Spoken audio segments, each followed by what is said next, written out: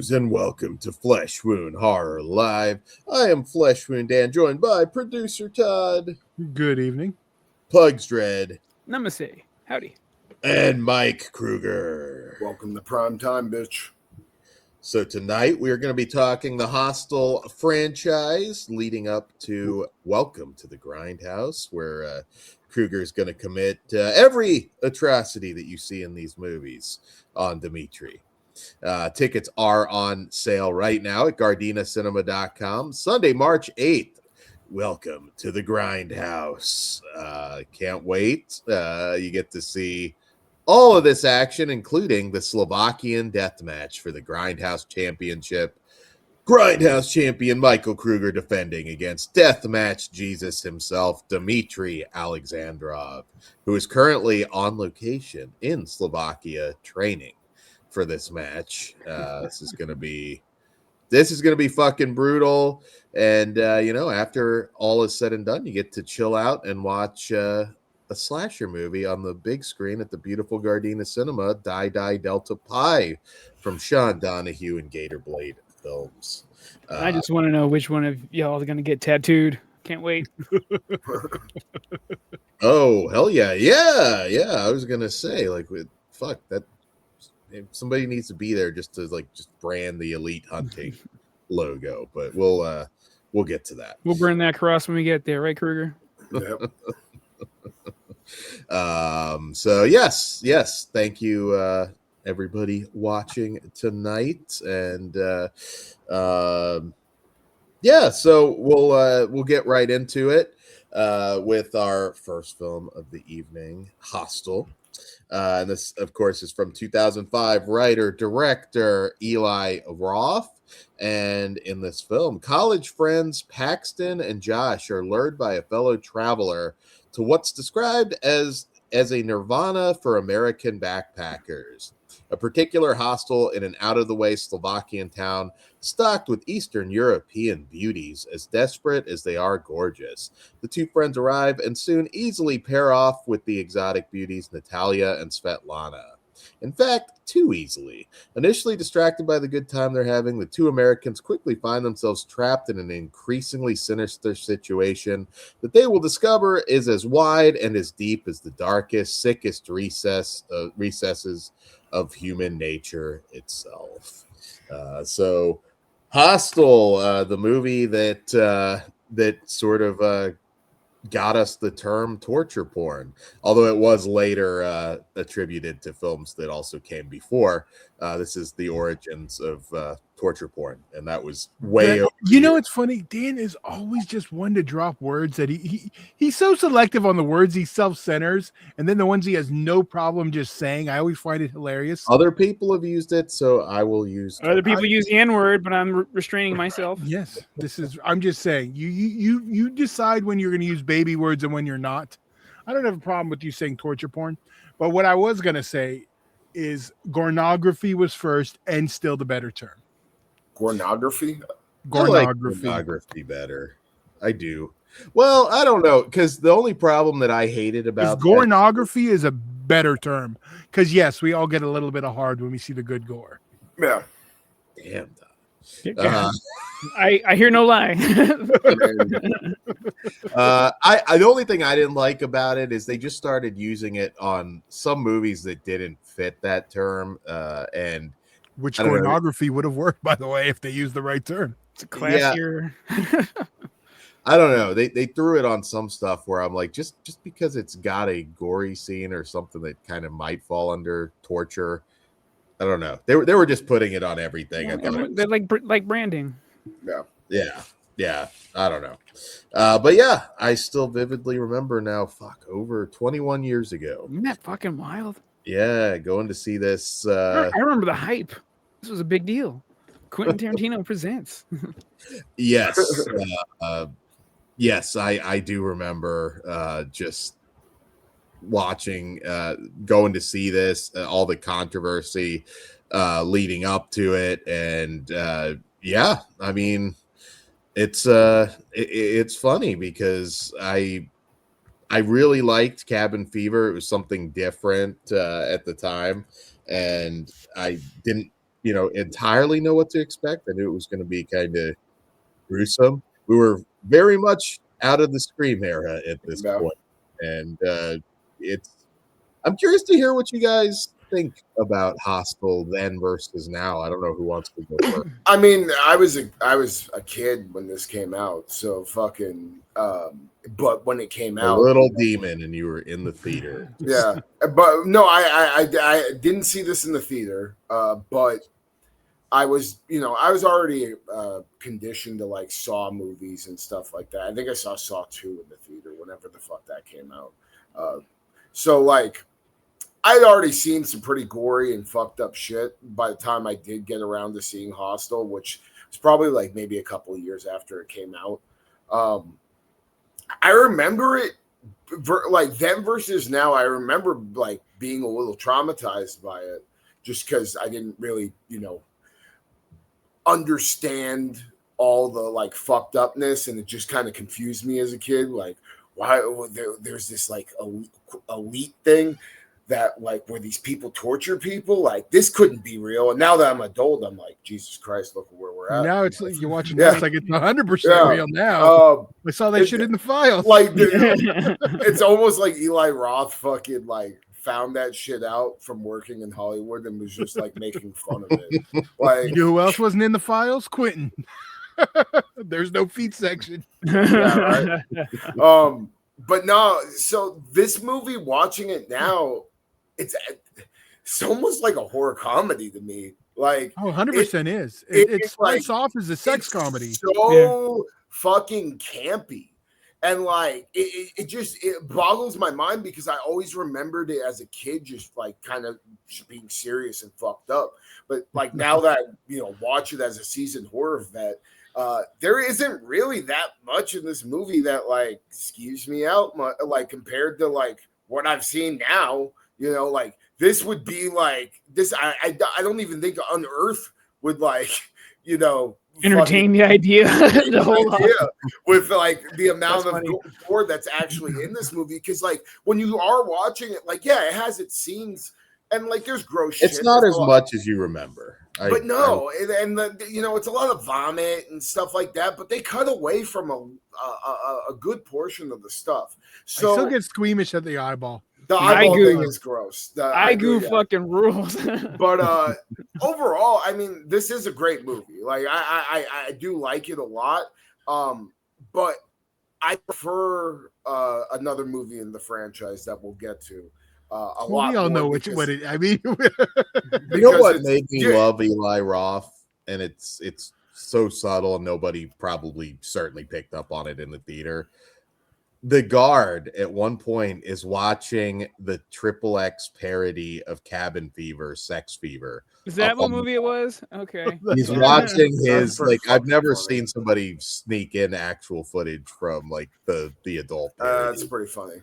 But no, like overall, I enjoy this movie a lot, but it's a very campy ride, and like again, I think we all have like a lot of people that haven't watched this in a long time have memories of it being like a serious film. It's a total horror comedy. Well, no, that was always the thing. Like it's a sex comedy that becomes like it. I know Dan will agree with this. Like if it would have just been the first half of the movie for the whole movie, and it was just these guys running through fucking hostels and banging whores, we would have been satisfied with that movie. Yeah. But then you add on top the second half where then you get into all the crazy shit. It's a good fucking time. Like, I mean, but I get what you mean. Going back, especially now with the levels of gore and looking back, like Friday the 13th are like nothing. Like literally. Yeah. There's nothing in any of them. Even in your goriest of goriest cuts, except for part 8 or 9, which has some visual gore. But other than that, it's just different. But this one still, like I said, the eyeball still makes me like and like pulling out nails, like that kind of stuff. It's a little bit different. And yeah, I don't like to hearing your reaction to the eyeball stuff just makes me so excited once we finally get you to watch Headless. Dude. Patero and Howard Berger effects in this were awesome. Yeah, and having Nicotero on here definitely, like, this is almost like it had like a good army behind it. You know, you got Quentin fucking producing it, Eli in the director's chair and writing it, and then Greg under the effects. I mean, it is a horror classic for that just alone. The one thing I'm sad Dan not being able to make it out to Welcome to the Grindhouse is, I mean, he's obviously would have been our Dutch businessman in the match. Dan salad hands. Just switch it out for me. That didn't speak English, by the way. He had to just phonetically do his lines because he didn't speak like any English, which it doesn't show at all. But No. You know the Harry Knowles connection with this one, because like part of the inspiration, Eli Roth was talking with Harry Knowles, and that website that they found that was advertising that you could like shoot somebody in Thailand for $10,000, and probably a bullshit website, but you know, like it was like a thing. It was like, wow, what if? And that kind of was one of the inspirations for Hostel. It's not the movie exactly that you remember. It's like the gore that is there, I think, does hit hard. It's not wall-to-wall gore. You know, and I've seen this a few times, so I kind of knew that. But every time I watch it, I'm like, yeah, you know, this isn't like as hard as The Reputation. Yeah. I thought it, even at the time, I was like, this, it was. Dude, but at the time of what we were getting, this was extreme for a big screen. Like it, it was widely like, accepted by a big audience for a mainstream picture. Absolutely. I mean, we were seeing more stuff in Italian movies, but that's the thing. Because when I saw it in the theater, I was like, "Oh my god, we're getting the foreign shit here." We're ready for this. This is fantastic, and I loved it then. I still love it now, and hearing the dialect and how they talk to each other in the old school way of calling your buddy. Or you mean the words? Or you mean like you do behind closed doors now instead? Yes, like although it's coming out. That was I got to Caesar every once in a while because he forgot. I was in I saw you do it like 3 times. That was very comforting. Yeah, in Hollywood, worst place to do it. But it also reminded me of my buddy. He's like, "Who talks like that? No one talks like that." And I looked at him and was like, "I do." And he's like, "Oh shit, you're right." So, yeah, it's comforting. I forgot how much I love this movie. Like just because of the distance, and I don't really revisit it as often as I should. Ben Grimm says I've actually stayed in hostels in Europe. They definitely aren't as nice as this. No, they're not. I've known a lot of people have it. Like, yeah, that's they're shitholes. I was thinking about this because we brought up because we have the poster on the screen. I think I have more posters for Hostel than any other movie franchise. Well, they were throwing shit out there, dude. Like you're just mixing shit. I got my favorite's the Maniac. Fucking yeah, I have. There's 2 Maniac ones, and I'll do. There's from the first one. Yeah, I think there's 5 variants on the first Hostel. I got all 5. For the second one, I think there's about the same. I only got 3 of those. I had to fight for. This is the other Hostel one, the female one with the nudity, which is why there's a little box over it. But you can't tell. It's very aged and been through hell, but it's still in one piece, and it's just like the ladies in the. I'm very happy with that. And your crawl space. Yes. You know what? Another thing. Natalia would have got me easily. Oh yeah, no, I'm dead. I'm dead as fuck. The other one though, no, I could stand down, but Natalia throwing those eyes. No. I'm dead in the open. Dan gets to the street where the women are behind the glass.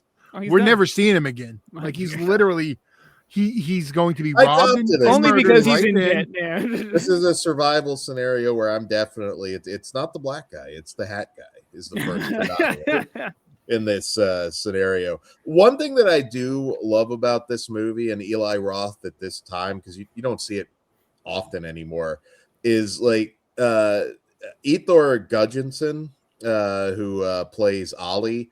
That's just a dude that he was buddies with. He's not an actor. He just met him when he was promoting Cabin Fever. He's a local just businessman. And he liked him, and he said, "I'm going to put you in a movie," and he did. That's that dude's only credit to this day, minus some commercials. That's hilarious.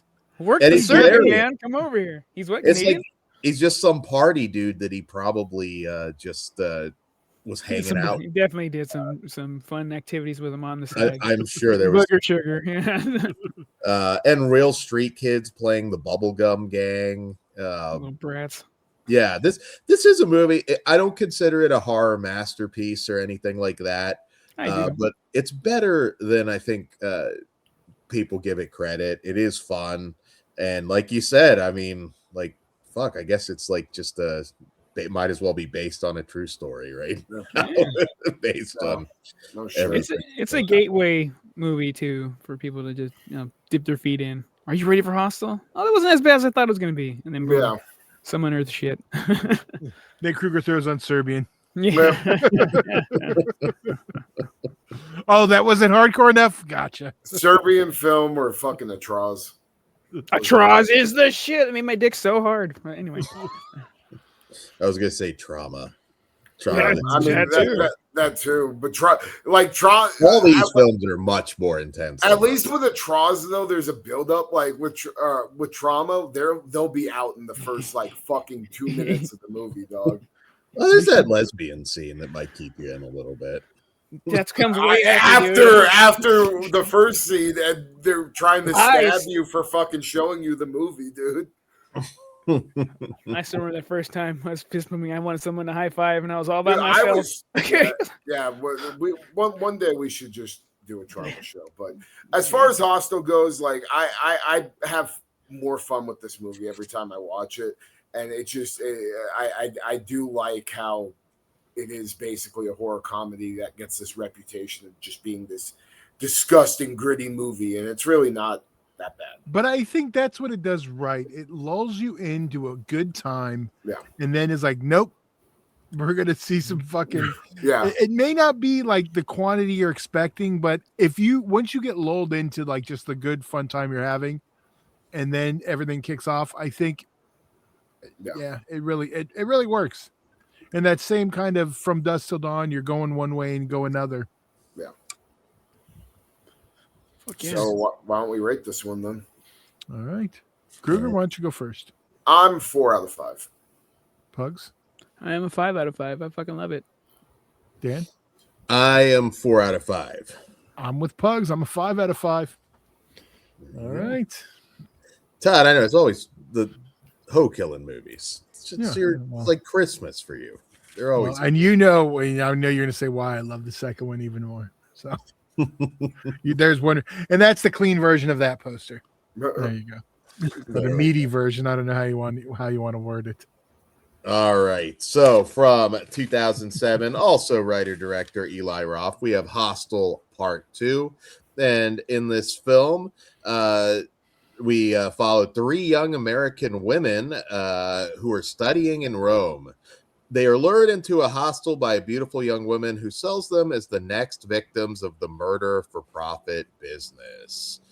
So yes, here I know we kind of flipped the script a little bit with the ladies leading this one. I know Eli Roth got a lot of criticism for being woke before woke was a bullshit thing. Yeah. I was, when they announced this, obviously when I heard Edwig Fenech was going to be in it, I was like, holy shit. And Rogerio Deodato was going to be in it. Like that was so awesome. Cool. Heather Matarazzo, Welcome to the Dollhouse. Like that. I was like, okay, this is like a dream cast that you're assembling for this fucking movie. For Rob Zombie abused the privilege. Are you aware? Now, there's a lot of stories behind the second one, more so than the first one.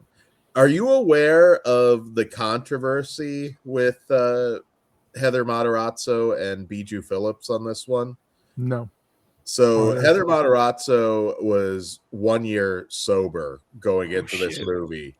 And she was like, the producers were just offering her pills like left and right for jet lag, allegedly, and just kept pushing them on her. And apparently Bijou, and again, this is just Heather Matarazzo's story, I'm not saying it's true.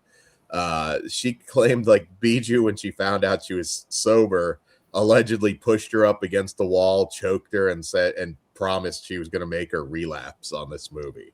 Jeez. Like, holy shit. Damn, that's some Andy Dick shit. Like, Yeah, and Bijou Phillips, remember who she was Go on, married his to. wife. Remember Yeah. who Bijou was married to? I don't Danny remember. Masterson. Well, that all makes sense now. Learned it at home. I was gonna say, like, and I don't think this didn't come out until like several years later. So, interesting little story. Are you aware of the more fun controversy behind this one? Not controversy. That's not really the word. So the brothel that they use in this scene was a real brothel in Prague that operated from 2005 to 2010 called the Big Sister. And this offered the ladies services for free in exchange for being filmed for their website, the Reality Check series. So you can still see some of the Reality Check CZECH series if you want to look through some of the tube stuff. It closed down in 2010, but yes, this is, if it looks familiar, like, yeah. Dan knew it immediately. I recognize these walls.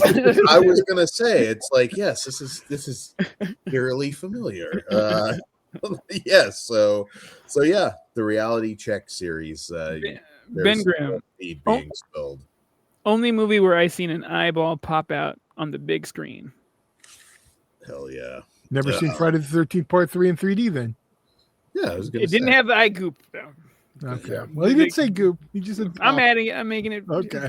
Your Honor, in defense. Which, if totally off topic, if you guys are unaware, Friday the 13th will be back in theaters on March 13th at, I believe, Regals. Oh, nice. Yes. Nice. Again. So yeah, that's just some interesting background on that. If it looked familiar, you probably busted a nut to the broth.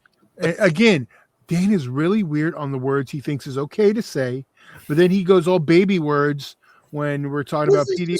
Busted a nut. Again, That could be a literal Some nut. people are allergic to them, Dan. Don't be insensitive. Okay. But yes. So I think this movie is way better than the first. This is a case of the sequel, I think, in my opinion, just kind of upping the stakes and really delivering something memorable. Found its lane. It's fucking all gas. The battery scene is one of the great scenes of horror. Like the way that is shot. Good. Like, holy shit. I'm gonna be an asshole here though, but I wish it was a more attractive female to enjoy that. I like Heather. Okay. You want somebody who's relapsed bleeding on her. Yeah, did you see these other bitches around here? Come on. And she was a sweetheart. I was sad to see her go. Yeah. She actually, she has that, nerdy. That's only because she's Randy's sister. That's the only reason you had emotions that towards help. her. Why was she reading her book like a like a hippie? And she no threat at all. Poor thing. Yeah, I mean, we kicked things off pretty intense with Jay Hernandez's return at the beginning, which very Friday the 13th. Yeah, where it picks up. Yeah, I guarantee you that's where he got that shit. Well, yeah, I mean that used to be a big horror trope. I'm glad. Yeah. I love when they use it, and Eli Roth, being a student of the genre, makes perfect sense that he went Friday the 13th 2 style to kick it off. We even used just the fact it's called Part 2. Yeah, he did. Yeah, yeah, and he even had the dream sequence in there too. Yeah. I freaking love this movie. Like, legit, it is awesome. And this is the one I quote the most, because when Homeboy says, "I am fucking Hercules," anytime I fucking succeed at something, I'm like, "I am fucking Hercules." That line rules. I'm sure you guys heard me say it. Probably didn't register. It will from now on. The battery scene, obviously, fucking amazing. Double swerve, that rocked. And the fact how nonchalant, fuck him, let him bleed out. I was like, you know what? 3-pointer, you just won the game for me. That was cool as fuck. Richard Burgi and Roger Bart in this movie, and I really loved that it was sort of the big huff and puffy dude. Yeah, all that shit couldn't do it. He couldn't handle it once he accidentally. Yeah, but the one that got bullied his entire life is like, yeah, now it's my turn. Fucking awesome. I was gonna say that turn with Stewart was handled really well. He's just like, yeah, I'm fucking in it now. The quiet ones you got to worry about. The bravado, most of them ain't shit. Yeah, so I just think this, better script. Not to say that the first one's bad by any means, but just lots of memorable characters in this one. This is my absolute favorite of the franchise. And it just feels meaner. Like there's not a lot of lightheartedness in this fucking movie. The gore's turned up. We'll get to the bath racing because like that just oh my god, so fucking. It's like one of the hottest things I've ever seen in my life, dude. Like I get it, but no kinks. Yeah, I agree. Yeah. No, dude, like especially because I like that little nerdy girl, dude. She's the cutest one out of the bunch for me. But I'm always after the ugly ducklings, But if you I can fix her. If you were our age, I feel like you would be just like have watched Cinemax and been like, when are the titties coming off? Yeah. Basically, this was fucking lame. But no, man, I love this movie. This is more probably it's up there as one of Eli Roth's best, if not his best film. All the cameos are just great. Fucking there's not much not to love about this movie. Like the cast is great. Like I said, turns the gore up. It's meaner. It's nastier. We get to see a little bit of the other side of the fence, which is kind of cool. Yeah, and that was the one thing I did. Thank you for saying that, Pugs, because I forgot to bring this up. I liked seeing like the two sides of the coin, and then like them coming together. And really? Yeah, that was just really fucking cool. So like, it is it's a lot more well written because I think it tries to take itself more seriously. Well, I wouldn't say it tries to take itself more seriously because the ending 100% knows what it's doing. Yeah.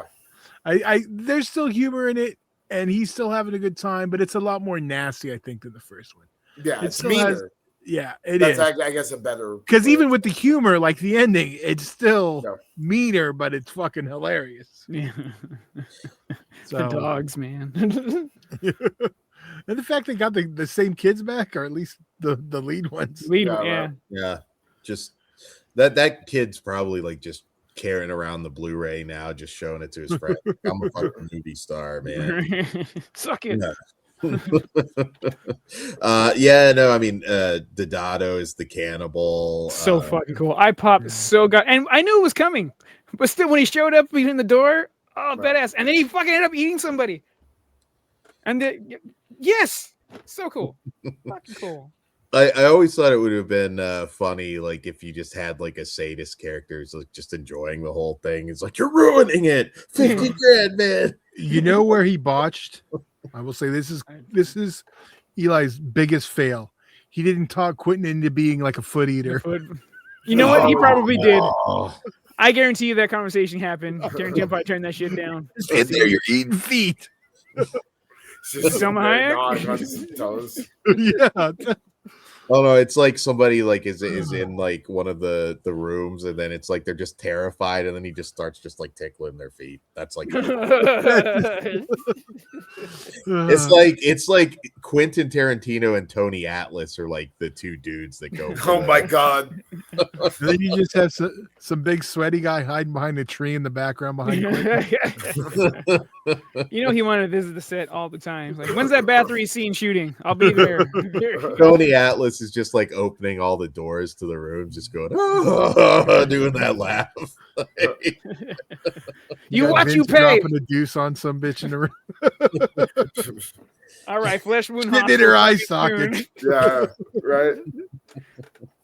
Actually, we should film some of that to play in between the show, dude. It'd be funny. Dude, the Hostel fucking like, oh my god, Hostel with the body. We'll talk off air. Yeah.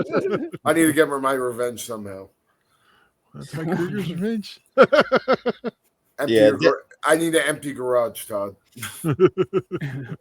And Stewart's fate is like very like extreme. I mean, Eli Roth thought he was going to have to make major cuts to the first movie in particular. He was like, it's going to be an NC, and I'm going to have to cut it. But then he was like, well, goddamn, like I was lucky. Having a certain name on there helps. Yeah, because if this was just some fucking straight to fucking like no name, they would have cut the shit out of it. Say what you want about the MPAA. They definitely have their own unwritten rules to allow certain people to do certain things. If you're in the Rambo, when they fucking bayonet kids. Only reason why I got there is because fucking Sly and his son, R.I.P. Yeah. So yeah, what do you guys rate Hostel Part 2? I'm a 5 out of 5 for those. This is also a 5 out of 5 for me. I am a 4.5 out of 5. And a 5 out of 5 for me. Hell yeah. All right. Grab the meat. Before we move on, when the hair got stuck in the circle saw, when his face dropped when he was like, I'm not about this life. So good. This one should be an interesting one, I think, because I don't think we've ever talked about this one. I am shocked here, but we'll hold my tongue. From 2011 and the late great director Scott Spiegel, we have Hostel Part 3. And in this film, high-stakes gambling takes on a sinister new meaning in this third chapter of the terrifying Hostel series. While attending a bachelor party in Vegas, 4 friends are enticed by 2 sexy escorts to join them at a private party way off the strip. Once there, they are horrified to find themselves the subjects of a perverse game of torture where members of the elite hunting club are hosting the most sadistic show in town. So, yes, Scott Spiegel directing here. This is going into the direct-to-video era, which is short, up to this point. A little bit about the cast. Kip Pardue. Also some controversy there because he was canceled back in 2019 for getting a little too rowdy, allegedly, during a love scene. He's the Carter. The lead. The lead. Oh, okay. Yeah, Carter, the lead. For what did he do? He was getting a little too Supposedly he's the reason we need an intimacy coordinator. A little too frisky during a love scene, and then apparently allegedly masturbated in front of the girl at the end. Wow. So that's so a little bit of controversy behind method. It happens. Take it as a compliment, stupid bitch. Oh, Jesus. Yeah. All right. And there is also a classic sitcom cameo in this. Barry Levinson, who played Ernie on My 3 Sons, he's the first client that's removing the face in this. So I thought that was just kind of funny and random for fans. Also familiar, John Hensley from Nip Tuck plays Matt, the weirdo. He's in this. Fuck that kid. Thomas Kretschmann, of course, of Stendhal Syndrome and just a ton of movies, is in this. Really good cast, and I personally like the switch for this. I don't think you could do it in Eastern Europe again. I feel like if this were like legit, there probably would be something somewhere in Vegas and some sort of warehouse somewhere, because I like the setting change personally. And I think this movie gets dumped on unfairly for some reason. I'd say it's... I'm going to have to agree with you. I'll tell you why after, because I was one of those. I think there's... You're one who were just like... Yep. Okay. But you've changed. I was completely wrong. Okay. We'll get to that. Definitely. The only really negative thing I can say about this is maybe the bug kill was a little lame, but like as a whole, like this movie's brutal. It's some outlandish twists and turns. It's fun. it's fun. It's just as sadistic. I think they still go hard with the gore, and I don't know what it is. I know Eli Roth passed because he's always had the philosophy that franchises go to shit after the second movie, and that's partially why he didn't want to come back. But maybe that doesn't apply to TV. So later. Yeah, for me, like, I actually have a soft spot for this movie because it used to be played on the movie channels a lot. Can't remember which one. It may have been like Cinemax or one of those. But I used to just throw it on whenever, I was looking for something to watch on TV before DVR and all that good shit. I've probably seen this movie like fucking 50 times. It's a good time, like, and maybe it's just nostalgia, but like from what you guys are saying, you guys kind of feel the same way. I think it's brutal and it's just kind of like a fun little ride. It's a little more silly than Hostel 2, but I still dig it quite a bit. And also I do like the change of setting too. It kind of makes you scared of going to Vegas, which I think is kind of cool. I think being direct-to-video, moving the location, make it a little bit different, it all worked because this was when Sony was doing like their direct-to-video horror ones. We also got Quarantine 2 around the same time. And it was just like, and I was enjoying these, like Stage 6 was the company doing them actually. Straight to video, just this. Like this, it'd all be theatrical now. Well, yeah, I will now that it'd make $2,000 at the theaters and we get it a few, which is totally cool. And yeah, you're right, it would be, but there is no direct to video market. It's just straight to streaming. I mean, that's not a thing. Like those little tiny releases are basically the equivalent of it now. You're not wrong. Like all the Shudder stuff. But yeah, it's even at the time, this was like, oh yeah, this definitely happens, even more than the first two. Now we know it all happens, but whatever. But it's just like, yeah, I love this franchise. And Kruger mentioned the humor, but that's just the Scott Spiegel touch. Like that's part of it. Like just like you look back at Intruder, and I mean, look at Intruder's gore level, so it makes sense. Like him coming into this, like it works. And now I'm really curious, Pugs. Why were you on the other side of the coin to start? Dude, I was just being a horror snob because like Eli Roth downplayed this, and I had a fucking hate hard on for Matt, the Nip Tuck kid, like just from Nip Tuck. I'm like, fuck this guy. And then I didn't like it initially. Not like him in that for the most part. I know, but like it carried over. It's just his face. I do want to punch it. Yeah. You know who ruined Dexter for me? That dumb. Yeah, she ruined the whole fucking series until it's on the way back. Yeah. I didn't like it being in America, let alone Vegas. I'm like, this is fucking lame. I wanted my Eastern European girls. Americans, I see them all the fucking time. Fuck these bitches. And then it was also a little more lighthearted than I wanted from the last one because the last one was so fucking good. Like the whole recipe, and probably the time period I was in. I was like, this movie sucks. Man. So I just went in with the fucking middle finger up, not wanting to like it. This past visit, it's only 4 years removed too, so you're a lot fresher with the second one. And but this past viewing of this, I was like, what the fuck was I on? This movie's a blast. The very beginning reminds me of Very Bad Things. I'm like, that fucking rule is one of my favorite movies of all time. And then we get this nasty fucking turn. You get a backstabbing, like the friend. What a piece of shit that dude is over some fucking pussy. Fuck you, dude. I love the line. I love the line, when it comes to pussy, I have no friends. Yeah, yeah, we know, Dan. Yeah. Take a look in the mirror, asshole. But no, it was. This movie's rad, and I apologize for not liking it for so long. It only took you 15 years to come around. Well, I'm Latin. I'm able to hold a grudge. Imagine Very Bad Things remade by us. It's pretty much that, but probably harder. We're gonna throw in some fuck. We're gonna have a Carlos baby. What fucking movie is that?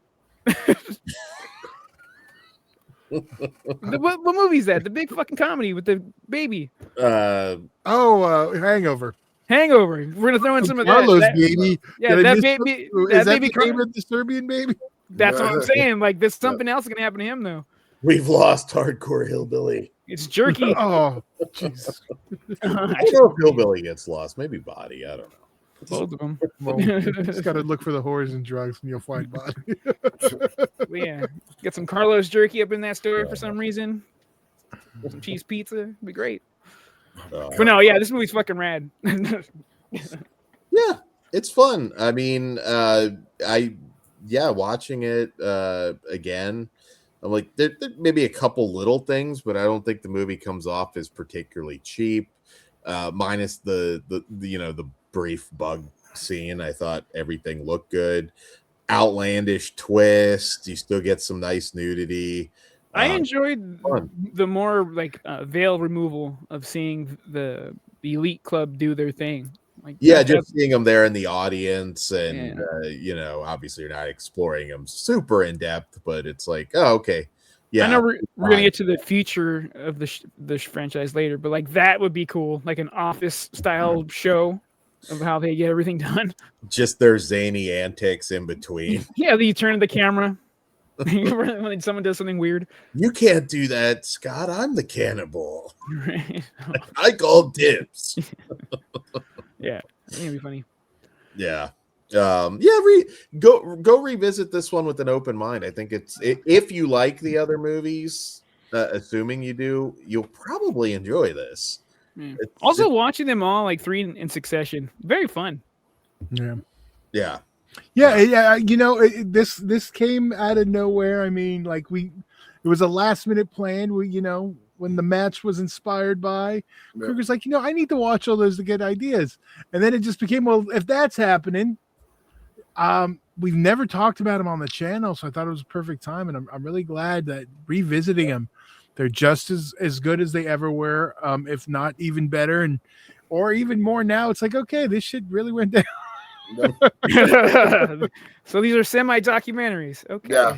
No, I'm not bringing that one up, but yeah. I'm and you get a death match weapon in here with the weed whacker too. Yeah. It's not that bad. Well, let's rate it. Then we have some ranking to do. Yep. I am a 3.5 out of 5 because I kind of love this one. I have such a good nostalgia for it. I'm gonna give this one a 4 out of 5. Back in the day, I was giving it a 1. No, well, that's a big improvement. Big fucking I was dumb. Dan, I'm a 4 out of 5. I'm also a 4 out of 5. Just good times with this one. The franchise gets a bad rap, but I think it is definitely a good time. And I think this is let's just have Kruger go first and see if we disagree. Kruger, rank them. 2, 1, 3. All but right. I mean, but they can interchange, but 2 is definitely my favorite. All right. Bugs? I am also the LA area code and Jeffrey Dahmer's address, 213. 213. I right now today I'm also 213. Snoop Dogg, Nate and Warren, but I can also go 1, 2, 3. It just depends on the mood because I really like I put over the sex comedy into the horror film of the first one, and I love that aspect of it, which you don't get in the second one. Although the third one is like Bachelor Party meets Hostel, so that's fun too. So you get all that. So I kind of figured we'd be on par with this one, and this one I have a feeling might be the same too. But Kruger, I'm gonna let you kick off favorite kill. I mean, it's the bathroom scene, dude. Like nothing sexier than watching a naked woman bathe in fucking blood. Like tits and blood. That's always gets a 5-star from me. I am also the battery scene. I'm a little less sadistic than Kruger. I think Heather Matarazzo has got a sweet butt. So there you go. All right. Any other favorite kill? Any other ones you want to highlight? Because I kind of figured that was going to be as a person with asthma, I will highlight the Josh kill when the Achilles tendon. That is the second place for me. Yeah. But the battery one, I just want to dance underneath it. I gotta give props. Stewart's castration's also a bad. Yeah, the castration scene's pretty big. She gets the dick and the balls. They don't normally do that. She just she's big mad. The other one is for me is just the fucking when the bug kill bothered the shit out of me actually when I was younger. That shit fucking freaks me out, dude. Anything with bugs like Dimitri's coming with some roaches now, dude. You gave that one. You better not watch this first. He's gonna come with the. I'll tell you what kill I fucking Russian hated. Roaches. Which kill? I absolutely fucking hated that ungrateful bitch who decided to take herself out on the train. Oh Motherfucker risked his fucking life for you. Also, he was dealing with some trauma by not saving that little girl that was drowning. So he was, recouping from that. But this is why you don't help some people. Fucking bitch. But you know what? She gave him a distraction. All right. I got to go because every time it makes me, I got to go with the eyeball. Because it works. It's effective. Gets me every time. The train kill though is pretty brutal. Like seeing I was so mad, dude. Seeing her head get run over though, like is pretty nasty. I want that alternate ending where she doesn't do it and they walk off into the sunset, but then they end up in header territory. Well, like that's the end. You just see the grandpa like seeing them like cross into town. It's like we're gonna get ahead of him. Dan segued us into our next one with endings. Hostel 1 unrated or director's cut ending? Yeah. So the fucking director's cut, I'm not a fan of that ending. I know who is. It's very. I feel like it's out of character for this dude to fucking steal this dude's, daughter or whatever, and like, and like, at the same time. Let me ask you what up to that point would be out of character just because he survived this situation. I mean, there's nothing about him that was virtuous. It could also be him saving that girl from a life of being raised by a monster. I know, Dan. I'm just playing devil's advocate here, you ass. No. Go ahead, Kruger. I don't know. It just feels. I much prefer. I just figured it was going to be less satisfying because you don't get that kill you get. I knew you were going to be unrated ending, and I knew Pugs would be director's cut. No. I still prefer the unrated. However, there is a happy medium where he would have bashed her head in front of him. Fuck yeah. See, if they would have done that, then I know. Because I think like at that point, if he wanted the ultimate revenge, it's just the not knowing. I like the director's cut better. I don't think it contradicts anything because he's not a good person. I mean, there's nothing. He's not a bad person. Well, he's not a bad. I'm just saying, there's nothing where I'm like that makes no sense. It's not like Nev Campbell becoming a serial killer in Scream. I just wouldn't see this dude go through all that trouble to save that 8 little Asian woman, and then fucking he's gonna go and do something nefarious to his child. It just doesn't make sense to me. Whether he would have gone through with it, I just think that ending carries like. I like the implication a little. I knew. Yeah, like that. I thought cool. I was like, Pugs is gonna get excited. I think calling it the director's cut ending. I don't know if it is his director. That's his original ending, but I don't know if that. It's definitely not the canon in it. Like no, that wouldn't have worked. Yeah, for like the second one, like they would have had to start somehow, some way differently. Yeah, it's a non-canon ending. I don't know, but this is when Sony was just labeling. Bathread the little girl, fucking metal. Keep your dress on though. I don't know. I get it. Like it's satisfying seeing him like just waste the dude in the bathroom, but it's the Hollywood and that's a good kill. Like I love when he slits the throat and then the head goes in, and then you see the bath or the fucking toilet water turn red. Shit's good. It's definitely. I can guarantee you, it didn't test well. That director's cut ending. That was definitely. I think the case of and Sony is very known for like it didn't test well. Let's fix it. Look like the escape room ending. Totally. Yeah, I think there's just a lot of people that just like no. I need the not happy ending, but I need the evil to just be He needs to get his pound of flesh back. Yeah. However much 2 fingers away. No, right. I'd like something in between, like because I like the final kill, but I also like him, like the fucked upness of him taking the dog. Yes. So it's like, yeah, I knew Pugs was gonna get excited immediately. So I never saw that before this viewing. He wasn't trying to. Now, would he have gone through with it? No. I mean, it's an interpretive ending, and I don't know. I kind of like that. It would have been interesting to see where they would have went with that, maybe in the opening of the next movie. But honestly, it's the bathroom scene, but with that's what I'm saying. Or he throws her on the fucking train tracks. No, actually, maybe dude, I would have popped for that, dude. He just he pushes him out of the way and shoulder checks her into the train. Oh, in front of him. Fuck yeah. And then he fucking flips him off with his fucking broken. Yeah, dude. He holds the fingers down. Yeah, dude, that would be great. I think I would have gone with like it's just like the whole family was fucked up and the kid just like takes him out in the bathroom, just like that would be cool too. Or he's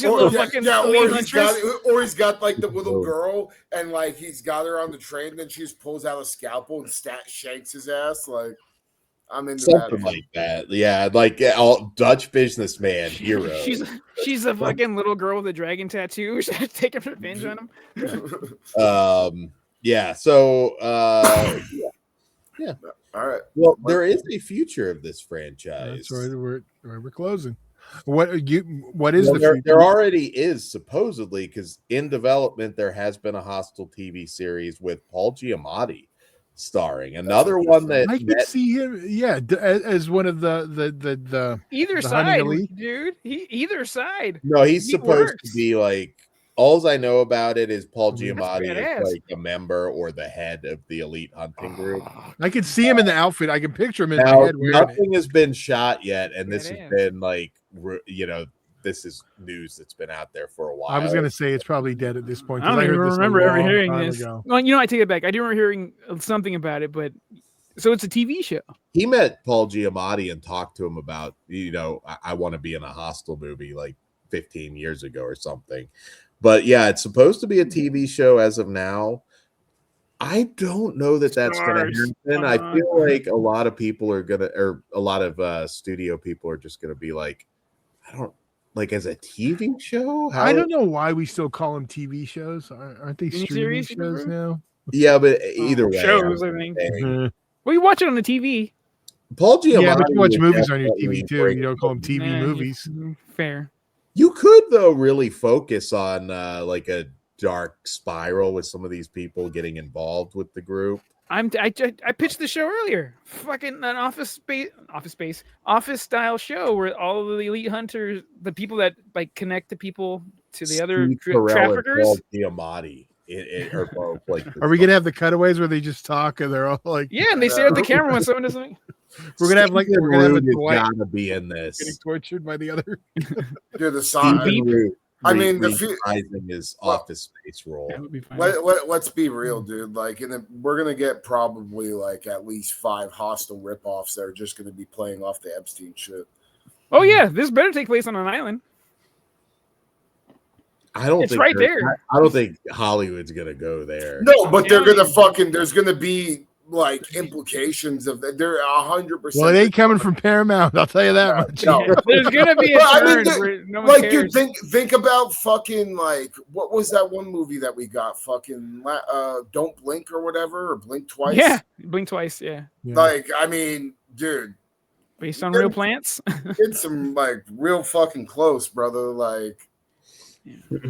But I mean, I'm down with a TV show, or just another movie.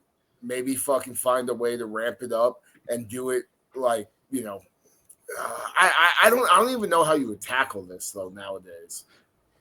Maybe a movie island every week a celebrity gets offed. A TV show, like you can't really do the Hostel formula every week. Like it's. That sort of you said that about the Purge, Dan. You can, and yes, they did. You the Purge like is a little different. You could absolutely tell the stories leading up. But that's not what you said before the Purge show. I think this. Actually, I was pretty hyped for the Purge show because I felt like it gave you more of an opportunity to explore the world. I like the Purge show. You didn't like it? No, I dipped out after the third. The only part I liked was the ballroom with the serial killer faces. After that, it's like the show's lame. Yeah, honestly, I don't like the Purges anyway, so it's not really. This might look very similar to the Purge show. I feel like I know that a lot of the gore hounds though would feel left behind because I don't see them. Yeah, you make this a 30-minute show and one major kill in like an 8-episode thing. I think it's money. I think it's the sadistic aspect of it that you wouldn't. I don't think it would feel the same. You're not going to get like the Bathory scene every week. I just don't. You're wrong. Not every week, but that would be a big highlight piece. That would be the goal of the show. One major kill each episode. It's gonna be the Squid Game formula. It's exactly what it would be. Yeah. Let's say it's not. You could do that. You just build up to the one big 3-season miniseries. That's what my goal. Well, I'm all for limited series. That's I don't see Hostel season 5. I don't see it. There's no TV shows you see season 5 of now, Dan. Everything's really a limited series if you get down to it. Nothing has any longevity. Yeah, well, there's still some stuff that does. I'll even quote Ice-T for Dan. Ice-T says we're living in the last generation of actors. Because after this, there's not going to be any. It's all going to be AI. Yeah. There's no stopping it. So it's the last generation of like human actors. James Cameron tried to warn us, and then they got him. Dun, dun, dun, dun, dun. There's that new documentary coming out that I saw like 3 fucking times in the trailer for, but nah, the fucking AI shit scares the fuck out of me. Yeah, and then Andre's posting about us that too. It's I can't look at Andre's Facebook posts anymore because it's just like, dude, like I just complete a sentence and we'll clip it and send it to him. Give me Feruzabot and I'll go out that way in ignorance, hopefully. Because he's right, and that's the problem. I mean, like I said, there are some possibilities that are. Dan's gonna be in the fucking the Wally world and be fine. Daily Ghost says Broadway. I would watch a musical version. Dude, the musical version of Hostel, I'm in. Yeah. I'll cut your dick off. Ben Grimm, Paul Giamatti is about to kill, but finds out his daughter is one of the victims and goes all taken to save her. That's a good spin. Ooh, there you go. No, he gets in the room, and that's like because ahead of time. As long as he gets to fight like President William H. Macy too, I don't know. We're just throwing him in there now. Yeah. Paul Giamatti, I'm disappointed we never got. Return to Oz is obviously Dan's answer, but we'll leave that one alone. On the island, Waterboy for me. Damn. Yeah. American History X. Craft is the only answer there. I mean, God. American History X. That's 2 years removed, so that's basically the same era. So is the Waterboy. They're all the same fucking time frame, Dan. Yeah. That was actually of those 3, The Craft is the very last one for me. Yeah, I just want her gothed out, but any era is a great era. Can you imagine just seeing Dan walking with a goth girl? Would you not just laugh if you saw that in public? Yeah, that would be. Look at her and her taking her brother out. That's nice. I was like, how much money did he get? Never mind. All right, well, we're getting off. Do you need help, lady? Now we're just talking shit on Dan. I'm sorry, Dan. I love you. Damn. I don't know. It's either that or a remake, and I don't see any kind of like. You don't even have to remake. You just got to reboot it. Yeah, you just call it Hostel and fucking make it take place in the same universe. Yeah, it doesn't. There is no reason to retell the first story again. Can you do this on the big screen though? Now, like I feel like, dude, all this shit that we fucking have seen on the big screen now, we absolutely can. Well, you still can't say those words, but that's coming back. A lot of indie stuff, but you wouldn't have the sex comedy angle to it. I don't think it's gonna be dudes looking to go out and get laid. It'll be a different spin than that. Well, I mean, we just there's no way you're doing a remake. So yeah, well, and also we just watched a fucking movie with like a bunch of orgy, like an orgy scene that came from fucking The Mouse. So it's a little different though than, like I said, from Prestige Writer, though. That's the way they worked around it. They don't like it about like dudes just out. But see, here's the thing, though, Dan. Why it would be okay for them to do? Because they'd be getting theirs before doing those things. No. So they would be the bad guys for doing it now. That's the difference. Then it was just watching guys being guys. Guys can't be guys anymore. Now it's like, you fuck show these any womanizing motherfuckers, and then it's the one guy that doesn't want to fucking womanize anybody, and he's the fucking lead. That's people don't understand masculinity alone is not toxic.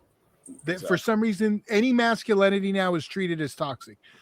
Also, once again, welcome to the Grindhouse. March 8th, get to see Hostel come to life in front of your eyes in the Slovakian death match. Once again, Michael Kruger defending the Grindhouse championship against deathmatch Jesus himself, Dmitry Alexandrov. He might be bringing the entire elite hunting team with them. I don't know. Dimitri's very sadistic. So first ever Slovakian death match. It's going to be brutal.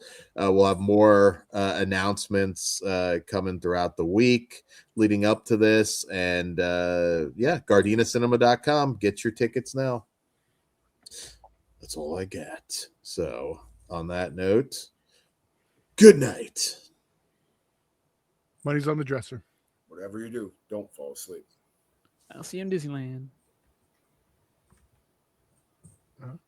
I know I'm lagging to push the button.